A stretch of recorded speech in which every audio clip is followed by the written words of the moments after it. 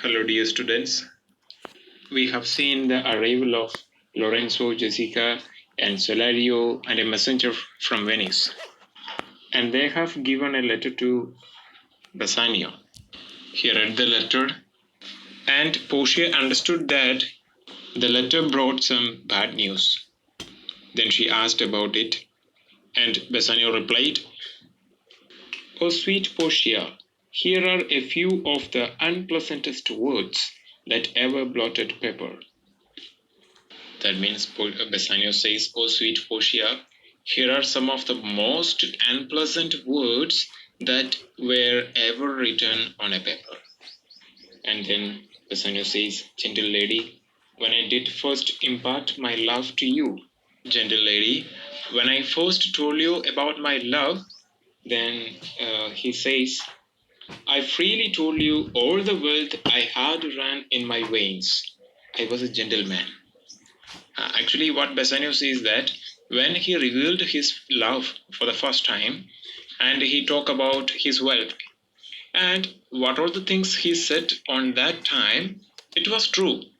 Bassanio really says, when I first told you of my love, I freely told you that all the wealth I possessed consisted in my noble blood, since I was a gentleman. I was speaking truly then. That is what he says. And then I told you true. So when Bassanio had revealed his love to Portia, and he talked about his wealth, and it was all true during that time. And yet, dear lady, rating myself at nothing, you shall see how much I was a braggart. What Bassanio says is that, and yet, dear lady, rating myself at nothing. When I told you, or when I am rating myself, when I am valuing, rating means valuing. When I am valuing myself as nothing, when Bassanio says that I have nothing, and you shall see how much I was a braggart. Braggart means one who boasts.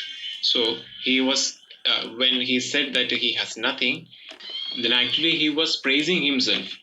So actually, Bassanio says that when I told you my state was nothing, I should then have told you that I was worse than nothing.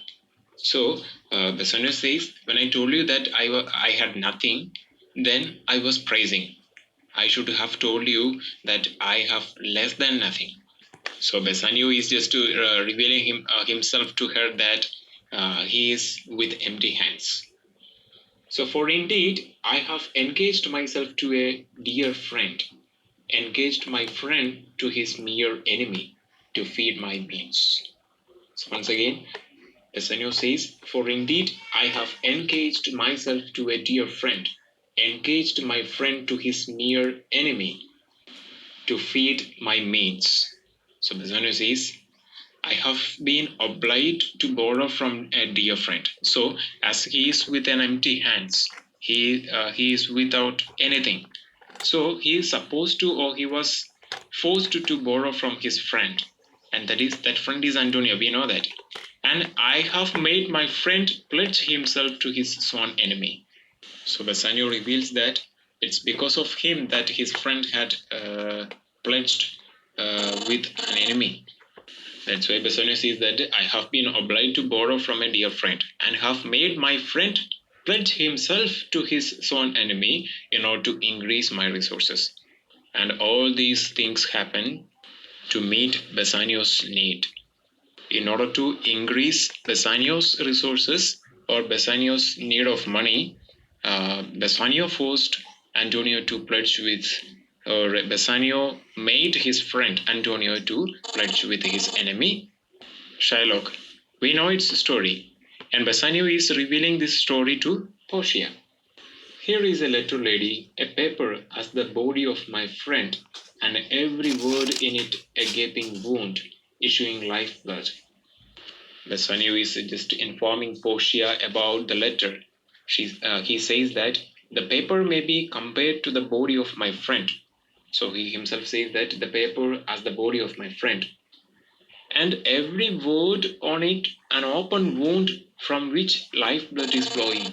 So every word is considered as a wound, and from that wound the blood is coming, or the blood is flowing. Then Bassanio is asking to Celario about it.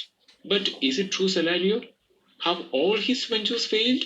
What, not one hit from Tripolis, from Mexico and England, from Lisbon, Barbary and India? And not one vessel escaped the dreadful touch of merchant marine rocks? Dear students, you have to know down here are some of the places where Antonio's merchant ships sailed for business, like Tripolis, Mexico, England, Lisbon, Barbary, India. And Bassanio is asking to Salarino, even a single one could escape from these merchant marine rocks. And merchant marine means which ruined the merchants. So we know that how Antonio's ship was wrecked, and it was due to a rock. So Bassanio is asking to Salarino, even a single one could escape from that merchant rocks. But is it true, Salarino, have all his business undertakings failed? What, has not even one attained his object?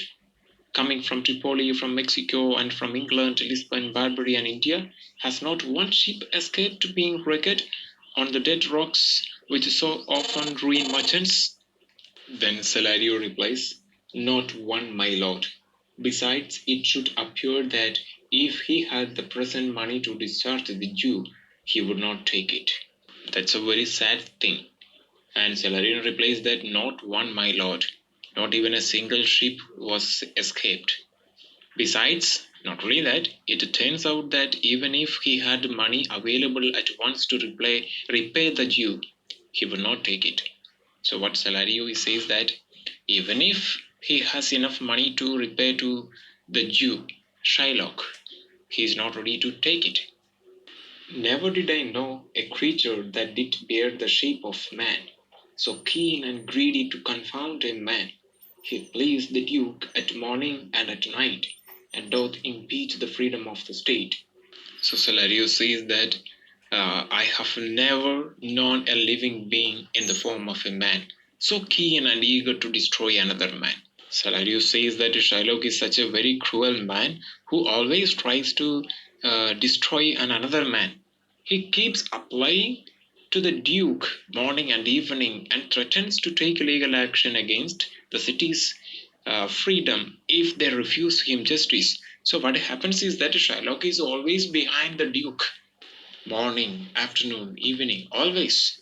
Always he is behind the Duke and even threatening that if the Duke denies him justice as per the bond, he would take legal actions against the freedom of city or against the Duke itself. That is what Shylock is doing. Salario is just informing to Bassanio. 20 merchants, the Duke himself, and the magnificence of greatest port have all persuaded with him, but none can drive him from the envious plea of forfeiture of justice and his bond. So 20 merchants, Duke himself, and a nobleman of the highest standing, everyone together requested Shylock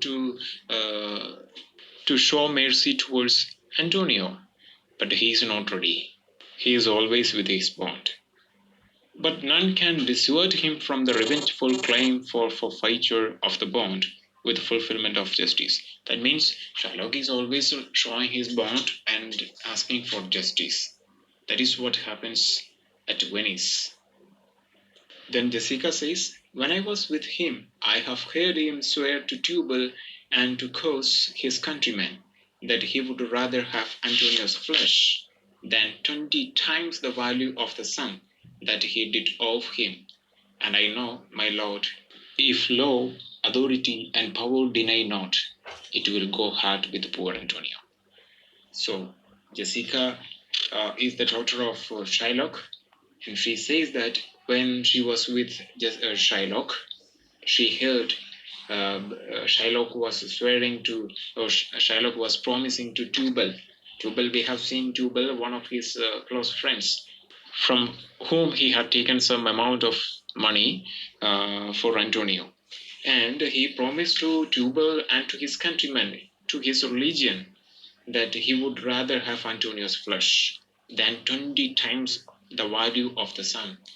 That means even if Antonio gives him 20 times of the amount that he owes, and Shylock is not going to take that amount.